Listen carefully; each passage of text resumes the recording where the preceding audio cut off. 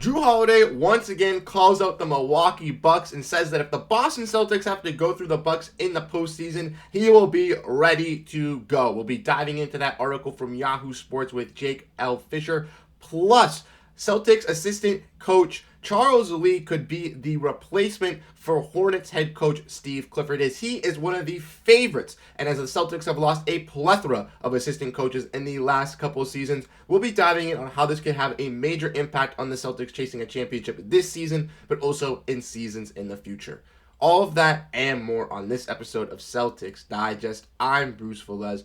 Before we dive in on all of this exciting Boston Celtics news, if you guys are a fan of the channel, if you guys enjoy this type of content, make sure to hit that subscribe button as we try to get to 4,000 subscribers. We'll have another watch-along live stream this afternoon when the Celtics take on the Sacramento Kings. So if that's something that interests you, make sure to come join us and check out the game. Would greatly appreciate it. But without further ado, let's get into the news at hand today. Make sure to grab a snack. It is going to be a jam-packed episode. The first topic that we're going to be discussing today is Jrue wants to play Milwaukee. And as we all know, Jrue Holiday has already spoken out about his trade with the Milwaukee Bucks, saying that he was very frustrated that the Milwaukee Bucks did not give him that much notice. They only gave him, a couple hours before that he was being traded to from the Milwaukee Bucks to the Portland Trail Blazers, and that wasn't great for Jrue Holiday. A week prior, he came out saying he wanted to retire. Milwaukee Buck, finish his last contract out with this squad. So very, very miscommunication between both sides, and it allowed the Boston Celtics to snag and nab up a guy in Jrue Holiday. If we want to look at this article from Jake Fisher, we can see how Jrue Holiday has seamlessly fit into the Celtics for a championship. If we want to dive into the article, we have a quote here saying, "I think it was tough because it was a shock. I'm not sure I have really processed that. I've been so locked into the Celtics team and trying to win, but yes, he feels that it was a shock that he was traded from the Milwaukee Bucks, and I kind of feel so as well. We already heard the reports that Giannis Antetokounmpo's favorite teammate was Jrue Holiday. Jrue Holiday helped to be a key success for the Bucks championship. Let's not forget they traded for him that offseason. He comes in, helps them out, gets some big steals on Devin Booker and Chris Paul. A main focal point of how the Suns excelled in those playoffs was through those guards, and Jrue Holiday was a big defensive component in making sure that the Suns had no success. Obviously, Giannis Antetokounmpo was the best player in the series as well, handling DeAndre Ayton, but having Jrue Holiday was a piece for them to win the championship. They don't have Jrue Holiday. It's not as easy for the Milwaukee Bucks to beat the Phoenix Suns, but like we mentioned, Jrue Holiday is ready to go, and he is locked in with this Celtics squad. We've already seen him put up some fantastic numbers, shooting around 45% from three-point range, the best in his career and one of the best in the NBA. Around 60% from the corner three-pointer, which is just even crazier to think, the best corner three-point shooter across the league and has been. And he's also taken so much sacrificing on the offensive side of the ball. As we know, Jrue Holiday's been a second or third scorer for most of his career, but with the Celtics, he's playing a little bit of a role of a fourth or fifth offensive guy, and it's helped out in the Celtics' success not having too many, offensive scorers, but also helped out Jrue Holiday as well, as he can get some assists, get some rebounds, but when he's open, when he feels confident hit that big-time shot, he's staying ready, and it's coming up huge for the Boston Celtics. But like I mentioned, he's calling out the Milwaukee Bucks a little bit here, saying that to his credit, he's only thinking about June. He claims there will be extra juice or spice if Boston does draw Milwaukee in the postseason as they are a potential Eastern Conference Finals foe, and he is saying that he wants to win versus this Milwaukee Bucks team, which again makes me emphatic, makes me feel fantastic about a guy in Jrue Holiday. I'm ready to go. I want to see him go up against his old squad. We already saw him in his first game back in Milwaukee do wonders against the squad on both offense and defense. And even though the Bucks and the Celtics have, jabbed back and forth, the Celtics obviously played the Bucks getting blown out on a back-to-back, losing in Minnesota. Then the Bucks had no Giannis Antetokounmpo in last matchup, and the Celtics ultimately came out big and got a huge-time win versus the Bucks. So we have one more regular season matchup. Probably won't be a big one, as you know. Celtics don't necessarily need to win that game. The Bucks will probably be resting guys as well. But as we get for the postseason, if they do match each other, it's going to be an exciting series. Probably the two top teams in the Eastern Conference, the battle of the Greens, and Jrue Holiday will be looking for a revenge. Let me know what you guys think. Do you guys want to see Milwaukee in the playoffs? I honestly think it'd be a great series, but who knows? Will they be even able to get to the Eastern Conference Finals? That will be a question to see. Same thing with the Boston Celtics. Let us know your thoughts down below in the comment section down below on Jrue Holiday wanting to get revenge versus old squad. The next topic that we're going to be diving in is Charles Lee having a high possibility of being the Hornets head coach. And like I mentioned in the introduction, we already kind of broke this down in another video, so if you want to check it out, Charles Lee is one of the candidates for this job, but In that video, we kind of just talked about how he was a candidate, how he could possibly leave, but news over the last couple of days has been increasing, and he possibly could be that guy that the Hornets want. We want to look at this tweet here. Again, another article from Jake L. Fisher, so check him out. Great cover for Yahoo Sports. But Noah Dalzell took a little bit of a screenshot here for this, and she provided this, saying that Charles Lee was on Mike Budenholzer's Atlanta staff when Shaw was a member of the Hawks ownership group, and Peterson served in the front office.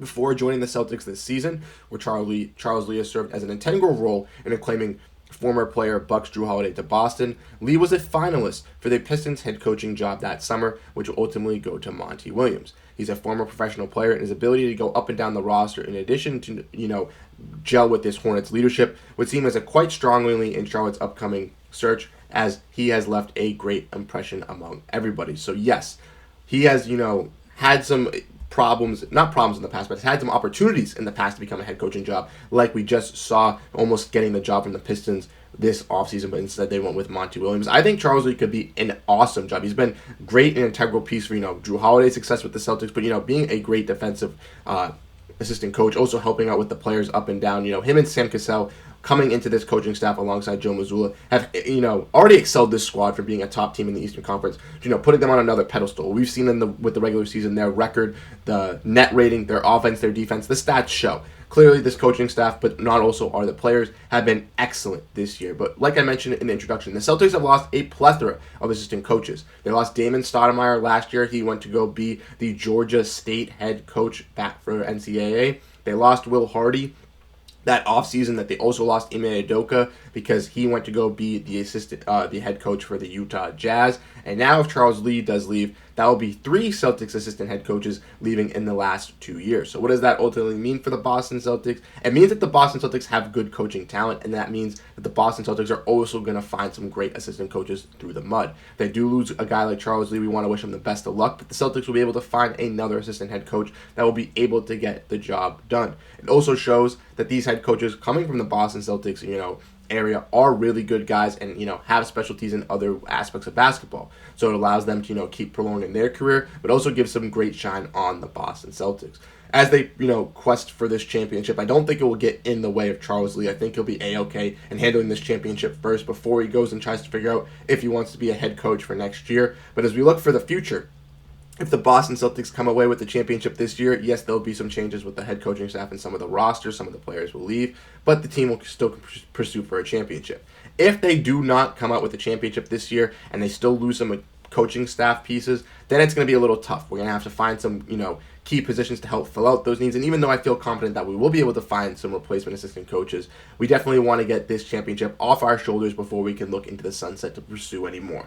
Like I mentioned, let me know what you guys think down below. Charles Lee has been very, very integral for the Celtics' success this year, and losing him would be a detriment for the squad. But also, we want to wish him nothing but the best in his career. So best of luck, Charles Lee. Hope you get the job, but if you do accept it, don't let it get in the way of the playoffs. But as we all know, the last topic of the day is the comment of the day. Like I mentioned, if you want to be picked for this special portion of the video, drop a comment down below so you can be the lucky person to be picked for comment of the day. But today's comment goes out to Sean Carson, saying that he thinks that Zach Edey would be a good pick, and saying that if he got picked at 30, it would be solid, saying he doesn't see him lasting that long. Now, in my video, I kind of broke down my thoughts on Zach Edey. Kind of think he's similar to a Luka Garza, Taco Fall guy, where I don't think he's really going to excel in the NBA, but people in the comments were thinking that he could be a top 10 pick. People were saying that I was wrong. People were saying that I don't have any evidence to back it up. In my honest opinion, I don't think his game is going to translate. He's 7'5", he's a big body, that's why he excels in college. But translating to the NBA, I don't think his defense is going to be that solid. Yeah, he could be an all-right rim protector, but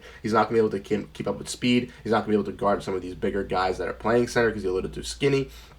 And then he's obviously too slow to guard the forward. So in my opinion, I don't think he's going to succeed. But if he does succeed, you can call me all wrong. You can call me out, and I will gladly take it. We don't know what's going to happen with Zach Edey, but if you missed that video, check it out in the description above. It will be linked. Like I mentioned, if you enjoy the content, if you guys enjoy this Celtic stuff, make sure to hit that subscribe button and check out the other videos, as we greatly appreciate it, as we're pushing for 1,000 subscribers. Again, check out the links in the description to follow us on Twitter. Check out the Discord to interact with other Boston Celtics fans. And also, make sure to tune into the Watch Along live stream tonight as we'll be breaking down the Sacramento Kings versus Boston Celtics matchup. No Jaylen Brown, no Jaden Springer, no Derrick White for the Boston Celtics, but it should be a fun one. We'll be here. Again, thank you guys so much for tuning into this episode of Celtics Digest. And I'll catch you guys in the next one.